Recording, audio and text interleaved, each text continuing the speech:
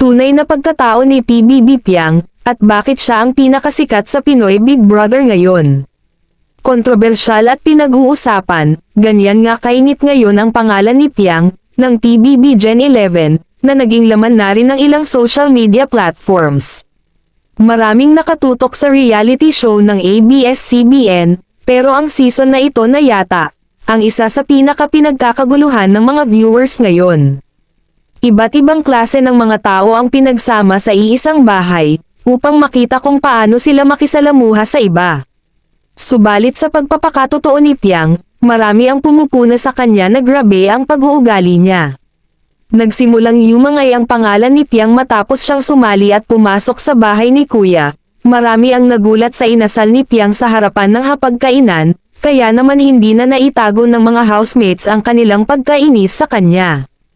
Ang rap challenge naman, sa pagitan ni Jazz at Piang, ang mas nagpainit sa matinding isyo, na kinakaharap nila ngayon.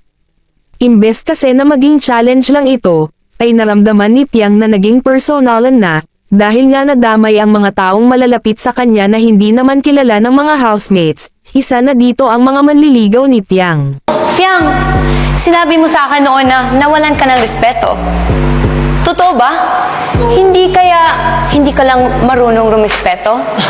Kasi kung iisipin mo, pagrespeto ba yung pagsisigaw sa hapagkainan? O pagsasalita ng bad words na naririnig ng mga ibang kabataan?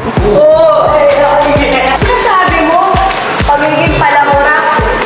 Eh, sino bang mas ate sa atin ang nagbabad finger sa harap ng camera? Aba, Piang, sino bang may manliligaw sa ating dalawa na nag-aantay sa labas pero ikaw, 1, 2, 3, kinakapitan, sila na nga yung lumalayo sa'yo, di ba? Pero bakit mo pinipilit yung sarili mo? Oops! You disrespect him. Na, you will never gain my respect. Di ko nga alam ba't kita tinatawag na ate. Hindi nga kita kaano-ano at hindi ka naman karisrespeto. Sa ginagawa mo, hindi nga dapat just ang pangalan mo. Alam mo, dapat pangalan mo, attention seeker. Alam mo, Jazz, tatanggalin ko na yung ate ha. Nalilito ako kung ano ba talagang pakay mo. Nag-iinarte ka pa eh. Gusto mo din naman talaga na nilalandi ka.